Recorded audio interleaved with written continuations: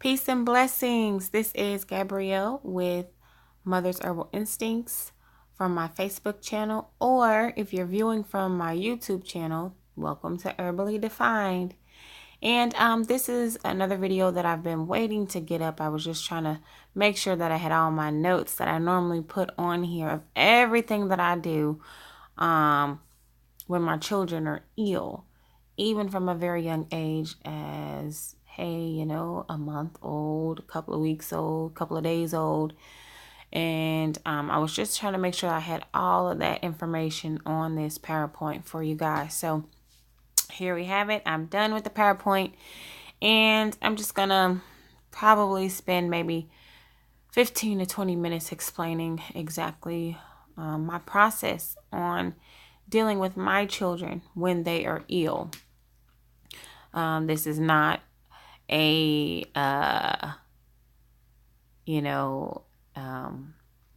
a video telling you how to cure or all that jazz, the disclaimers they normally put out there. So my disclaimer is, this is my suggestion unto you. These are things that I do with my children, and you're more than welcome to do the same thing with yours. Okay, so we'll just leave it at that. All right, so first screen is up is what to do when my baby is sick. And these are things that I do. Again, I never give a baby under 1 year old any form of honey. That's anyone else's baby that may be in my care. I also never give my children any honey until they are 2 years and older. So if they're under 2 years old, I do not give my children any honey. And that's just what I do. Okay? All right, so I want to talk about the glory of breast milk. Okay? If you read here, the application or consumption of your breast milk can act as a medicinal aid to treat common ailments for the entire household. Okay, that is a fact. Okay, it's not something I made up. This is something that has been proven scientifically and statistically. If you look into what breast milk offers for the baby, for the human body, what it can actually do for everybody's body outside of just the baby, you will find that what is written right here is actual and factual. No matter how little, don't let it go to waste. Okay, I actually use our breast milk in the event that my children are sick. They consume lots and lots of breast milk, and they are quickly recovered from whatever illness it is. They get a cut, they get a scrape, they get a bruise, their eyes irritated. Hey, breast milk is always the first solution, the first option if I have breast milk on hand. Unfortunately, I'm not lactating for 18 years of their life, so I don't have breast milk all the time. But when I do have breast milk, I make sure that I store up some. And this year, I've actually started to make different skin products or different products for me to use and incorporate my breast milk in there. Breast milk, if you don't have anything else that I may mention on here that I use, if you have breast milk, or if you can get a hold of someone's breast milk that you trust and that that's something you want to have on hand as well in the event that the babies fall ill or you fall ill. Colloidal silver. Okay, this is my go-to with any and everything dealing with a cold, flu, whatever. Anything that's abnormal happening in your body, colloidal silver, I have this on hand. And I try to recommend this to be on hand with anyone else that I sit down and I have conversations with dealing with immunity. I always recommend colloidal silver. Because it is not a synthetic drug. It is a natural precious metal, and it's naturally designed to work and function with your body. It will not have a negative effect on any good bacteria. Okay, it only targets the bad bacteria. And so colloidal silver is something really good to have on hand. If you read what I have on here, it has antibacterial, antiviral, and anti-inflammatory properties. It helps heal wounds and cuts and allows for it to be used internally as well as externally. It can be used as a nasal spray, a mouthwash, or eye wash. There are many ways it can be used. And then I just have some different ways it can be used just right below in the bullet points. Okay, and mind you, I've used them for every last one of these types of things, whether it had been with me or my children. Okay. And if I'm going too fast, guys, you can pause the video whenever you would like to pause it. That's a good thing about uploading videos. You can go back and watch it over and over to get your notes in. So forgive me if I'm going too fast, but I want to make sure that I don't spend too much time explaining more than I have to. All right. So herbs that are great for children. If you look below, these are herbs and plants, okay? If we want to get technological, probably not everything on here is an herb, but I just like to say herbs because herbs represent the simplicity of nature to me, okay? Without adding all the extra nonsense in there, okay? Just grabbing and gravitating to the vegetation, the flowers of the field, herbs of the field, using this for administering to your body for it to begin to heal itself the way the Most High created it to. Uses. These herbs or these plants or this vegetation can be used for all of these different types that I have bullet pointed to the side. Burns, sore muscles, pain, swelling, stings, stomach upsets, headaches, fevers, stop bleeding, skin irritations, infections, and superbugs. And so these ailments right here are some of the common ailments that you will experience with your children. Okay. Pretty much all of us have experienced these when we were in our childhood, and it's more common in children than it is with the adults. So these herbs that are listed here are herbs that are very good for the children. You don't have to worry about it being too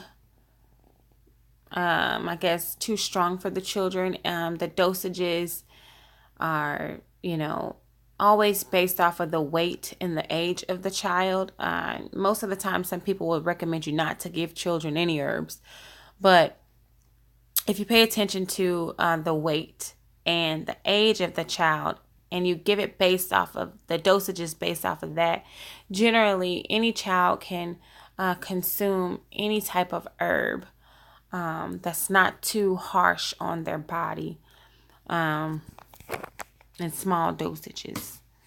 Okay, so most of the time our doctors or people or practitioners will tell us to stray away from it only because, they don't understand and they're probably not experienced to give you information as far as dosaging. But if you can give your child Tylenol, if you can give them a pharmaceutical drug that you buy over the shelf, that when you read it on the back of it, it has all of these chemical ingredients in there. Ingredients that you look up that has proven to be harmful for the body. If you're comfortable with giving your child that, then this should be easier for you to give your child because it's a plant. It's just natural. It's a plant in its natural form. Okay.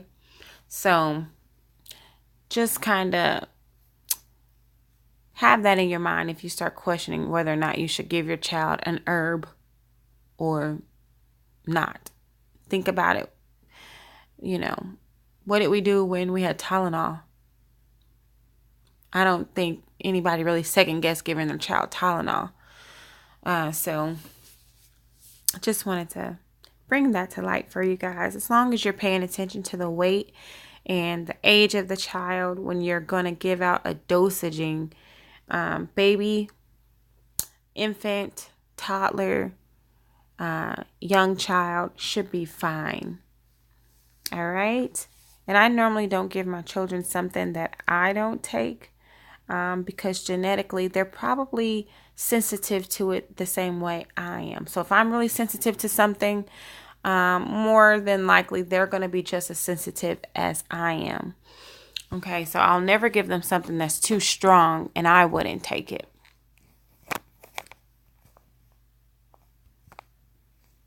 Okay, this next slide says best essential oils to use. I use essential oils in everything, for everything.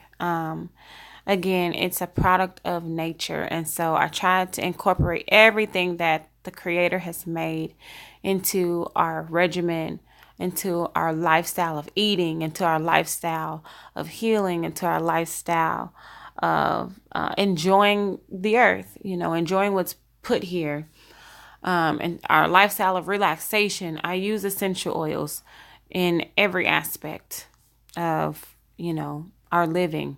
And so these are two different ways that we use them: ingestions and external applications. If you look over here, it says be sure to ask for proper measurements for internal and external use. That's very important, and that's very key, because essential oils are very potent. You don't want to just, twist the cap off and then you just start downing as many drops as you think you can handle. You don't want to do that, because you can have adverse reactions to it. Not everybody is able to take the same amount of dosage that, they see the next person do. So please make sure that you are getting the proper information when it comes to diluting your essential oils or diluting your herbal preparations as well. You want to use a carrier oil or an appropriate liquid for that dilution. This is just a spray bottle that I make. I use thyme, oregano, and niaouli for antiviral and antibacterial purposes with my household. And I have a certain formula that I put together and we spray, especially around the time where it's cold and flu season, or we're outside a lot. I noticed when the weather begins to change, there's a lot of chemtrails that happen in the cities, and it's not as many that happens out here in the country where we stay. But when we start noticing that, we kind of up our dosage, or we'll get that spray bottle back out and we'll go ahead and make the formulation of the thyme, oregano, and niaouli to protect us virally, bacterial wise, and microbial wise. And we have a little spray bottle that we use. We do that. And then we also, if someone has an upset tummy, peppermint, lemon, ginger, all of those essential oils are really good for a sore throat or fever or upset tummy. Okay, so peppermint would be for like a fever. Upset tummy, lemon and ginger are really good for that. And lemon and ginger is also good for sore throat. So those are ways that you can ingest certain essential oils. This is not the only combination that you can do, but this is just a sample combination that we do. And I wanted to just give you guys a sample of that. External applications using the essential oils. And again, all of these are used with a dilution. I don't do all of these just by themselves. I have an appropriate carrier oil, or I have an appropriate liquid base that I use. Okay, so external applications, normally I'm going to use a carrier oil, maybe like coconut oil or apricot oil, wheat germ oil, shea oil, shea nut oil. Oils like that are easily absorbed into the skin. I would use that for the external applications. And these are just a couple of the essential oils that I will use. All of these are beneficial with immunity. They're beneficial when someone is sick, okay? And you can use that external application as a salve, a gel, or a spray. It doesn't matter. It's just whatever is more convenient for you to be able to administer, then that is the method that you want to use. Not that one method is better than the other per se, but one method is better than the other depending on how it needs to be applied. Okay, so just wanted to let you guys in on that. Okay, and let's go to the next slide. All right, prevention is best. So we always want to be preventive.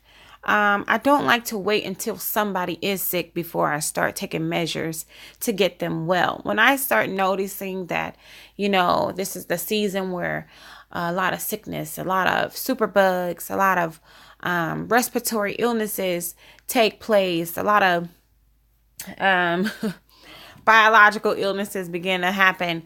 This is when I up our prevention so that way we don't actually fall from being sick, okay? And prevention is best with elderberry and cod liver oil. There are other things that you can do. I know a lot of people increase their vitamin C intake, but I don't recommend that because vitamin C is not the only thing that will keep your immune system above. It's actually a combination of things that keeps your immune system afloat, okay? So vitamin C, just, taking thousands of milligrams of vitamin C is not what's going to keep you from getting sick. Vitamin C actually doesn't even stay in the body that long. I believe its duration in the body is maybe 2 hours. So it's really not an effective method for keeping yourself from getting sick. Vitamin C is good, but I'm saying it's not an effective method. So what you want to start looking at is you want to look at preventative measures that are effective for you and for baby, okay? Because if you're a nursing mother, you're going to have to make sure that your immune system is up and up. You're going to have to make sure that you're taking the proper things that you need that will be carried through your breast milk. There are small amounts that are actually transferred to the breast milk of certain vitamins, certain minerals, certain macronutrients. So you want to make sure that you're getting all of this in your system at the same time when you decide to administer the herbs or the different plants and flowers to be of aid in the baby's health as well. So as long as you're doing good, baby will be doing good, especially if you're a nursing mother. So elderberry is something that I try to make sure that we get in our system daily. You don't have to be sick to take elderberry. Again, with cod liver oil, you don't have to be sick to take cod liver oil. You actually want to be in good health, and you'll actually stay in good health because you're taking this daily. And if an illness tries to hit you, it won't be that hard of an impact on you because you've been taking preventative measures to make sure that you don't fall when some type of illness kind of sneaks in up on you. So I just have a couple of notes down here on elderberry and on cod liver. Feel free to read that. I'm going to continue forward. Also, I have on the side, increase your intake of vitamin D3 to help boost your immunity and transfer through your breast milk. Very, very, very, very, very, very good. Pay attention to that, especially when this time of year comes around. And right now, this time of year for us is winter. We're entering into the season of winter, and this is around the time when a lot of people start getting those stomach bugs, stomach illnesses. They start getting this really bad colds, that whooping cough. A lot of respiratory issues start happening right about now. Pneumonia, bronchitis,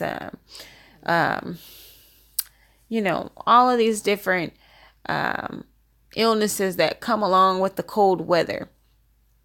And so around this time, you want to make sure your vitamin D3 is up because that plays a major part in your immunity as well. Okay. This right here is just all the different methods of administering. In my family, this is what I do. I do teas, I do syrups like cough syrups, I do tinctures, I do salves, I do aromatherapy, I do lozenges, herbal lozenges, of course. And I do hydrotherapy, which is like when you're taking a bath or you're taking a really hot shower. And I use all of these methods that I've just went over prior to coming to this slide with the essential oils and the herbs. I use these methods as well with administering. Sorry guys, I just yawned. With administering to my family. So these are different methods you can use. Salves, oils, and there's many different other ones. Sprays, all different kinds. Misters, all of that. Diffusers, all of that stuff. Okay. So this right here is just how I normally start off when the onset of sickness has crept into our household. A glimpse of what I do at the onset of sickness. Well, first thing we initially do is pray. We always pray and command, and then we take action. So we always start with our prayers, our commandings, and then we take action to prepare the body to receive and continue to walk and flow in its healing. Okay. Next thing is, if it's my baby that I'm trying to make sure doesn't get sick, which normally is the case. If I see someone else is sick, it's outside of our household, but we are around them or we went into the atmosphere where they are, I immediately begin to dose up everyone in my family. I double the doses on what we normally do, and then I start incorporating these things I'm going to mention to you now. So no one actually has to be sick in my house, but if someone is sick that I know we go around a lot, or we just end up going around and now you're sick, when we get back home, I go ahead and start the dosaging for my household. That way that sickness doesn't leach onto them. Okay. So what I normally do is I start ingesting echinacea tea. I start spraying the Power Immune Spritzer and ingesting that, and elderberry. And then I provide breast milk to whoever is sick, or I provide that breast milk for my baby. So what I have now is I have like these little syringes. Let me see if I can get something. See if I can get it on camera so you can see it. But what I've done is I've purchased different size syringes. And yes, I have some. You can hear me fiddling around with them right now. So what I'm going to do is I'm going to take them out of the packaging so that you can see. And these are just like regular syringes that they use in the hospital to administer medicine. Sorry guys. And so let me see if I can get that on here to show you, which I think I can. Okay, yeah. Well, that's a fan, but this is what it is.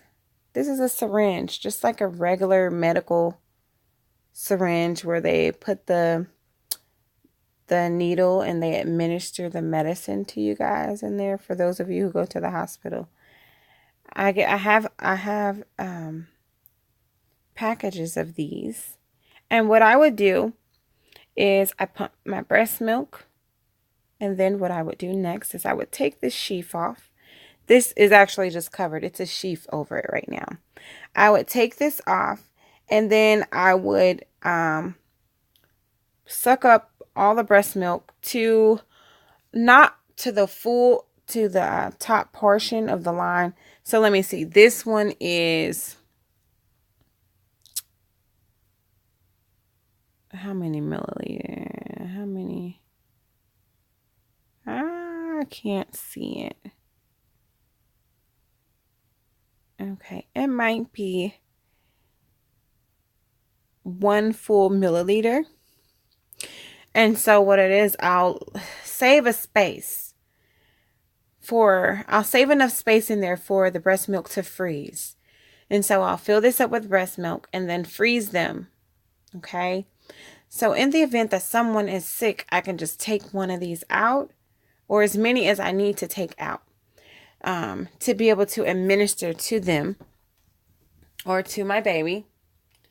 That way I'm not unthawing a whole bottle of breast milk and then trying to get everyone to drink it, and maybe not everyone is ill, and maybe it's just that one person who needs it. So instead of doing that, that is why I use the syringes.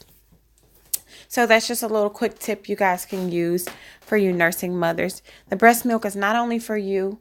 It's not only for the baby, but it can be for you as well. It can be for anybody who's in the home that is sick.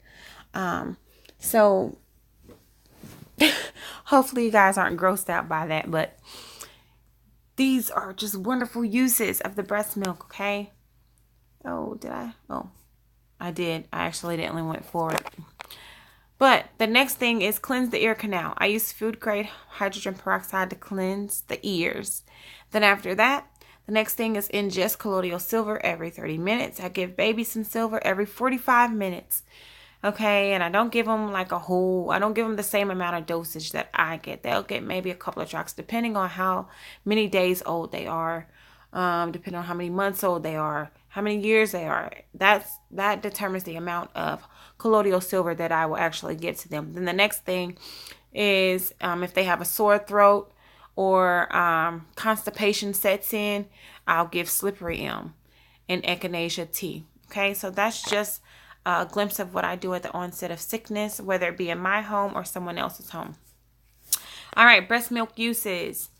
Ear infections, eye infections, irritations or allergies, sore throat, acne or skin disorder, cuts, wounds, burns, teething, gas pains, and cancer. I want to stick on this teething right now because my son is teething.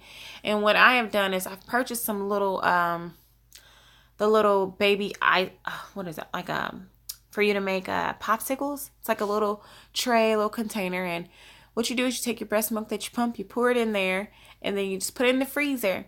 And when you start noticing, chewing or gnawing on everything or drooling or they're getting a little fussy, you can just go in there and pull out one of those individual little popsicles, and it's your breast milk. And you can give them the popsicle breast milk just to chew on. I actually saw that a mom had did that, and I just love the way that her babies were just enjoying it. I said, you know what? I'm going to try that because my son right now is chewing on everything. He's chewing on his fingers, chewing on his toes, trying to chew on my fingers. So, I mean, whatever he can find, he's trying to chew it. So, I got those popsicle trays, and I'm pretty sure he's going to love it. So, teething, that would definitely be a good benefit for them. Using your breast milk instead of using Orajel or any other type of little gels that they're coming up with. Even though they have homeopathic gels, I think that the breast milk, the frozen breast milk, would probably be the best and the most tastiest treat for the baby. So try that out, moms. It's the antibodies and stem cells that allow for the medicinal aid in many illnesses without the suffering effects of inflammation. This is what breast milk offers. Again, I said you can go and you can look these things up. You can Google all of the wonderful benefits of breast milk. This is why I support breast milk. I support breastfeeding. I always will say breast is best. Okay. If you're unfortunate in being able to produce the right amount of milk to nurse your baby, I want to encourage you, don't get down about it. But instead of buying formula, instead of purchasing formula, find another mother who you know is nursing, who produces an adequate amount of milk, or even she may not be producing, help her, aid her into producing enough milk. So that way your baby can get the benefits of breast milk as well. Breast milk by far is the best milk you could ever give your child.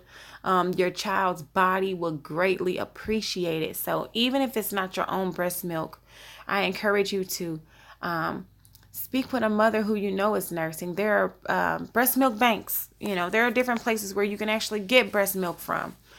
I just think it's the best option. I don't think you have to settle for soy formula or any other formula, because I don't know if I don't know if everybody's following my Facebook page, but I just had posted and made I shared a tip on with the moms, if they knew that the soy formula, when you're giving the baby the soy formula, I think it was 1 bottle. Could have been 1 bottle of formula, but don't quote me on it right now. But just giving them that formula is the equivalent to giving your baby, especially a baby boy, 5 birth control pills. That cannot be good. That's not good at all. It offsets the genetic chemistry of your son. And I don't want to give anything to anybody that will offset their genetic chemistry. you know, how they were genetically formed to function, you know, no way. Maybe that's why there's an epidemic of a lot of effeminacy going on with the men, you know, with our young sons, because of what we've been allowing their bodies to ingest. We've genetically altered the natural state that they were designed to function in. So breast is best. If you can get a hold of somebody who is willing to give you some of their breast milk, I would take it.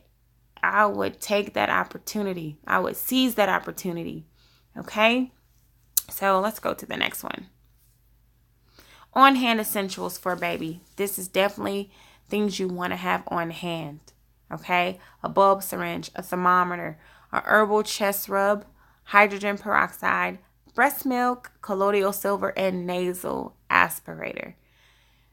I think the last one is about my favorite mechanical thing that I have for the baby. The nasal aspirator. It works so fast. If you don't have one, that's why I have bulb syringe on here. It does the same thing. It may take you a little bit longer to reach your goal and getting all the mucus and the little boogers out of their nose. But that nasal aspirator, if you don't have one and you're thinking about should you spend your money on it, I'm going to say yes. It is not a waste of money. That is definitely something that you will probably want to get if you don't have it. That would be the next thing on my list to get.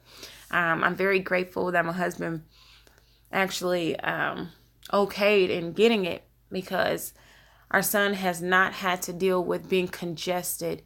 He has not had to deal with mucus just draining from his nose, or him being so clogged up that he can't breathe because of that nasal aspirator. It removes it almost instantly. So I definitely recommend that, especially for new moms. I remember the first time that we brought home our son, the first time he had got a cold. It was just so heart-wrenching for me to try to clean his nose out. I'd rather for his nose to be, stuffy, instead of seeing his little face and hearing his little screams from me trying to clear his nose out. It was just the hardest thing to do. But that was first time mom. Now it's like, no, I need you to breathe. So especially if you're first time mom, I would definitely recommend getting a nasal aspirator. You will love it. Your baby will love it, because he'll be able to breathe. Okay?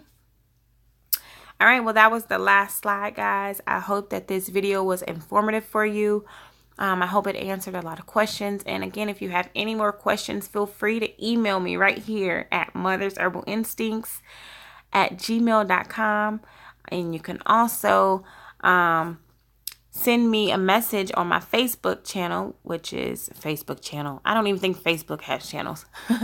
Facebook page, Herbally Defined, or Mother's Herbal Instincts. Again, Instagram, Mother's Herbal Instincts. YouTube, Herbally Defined.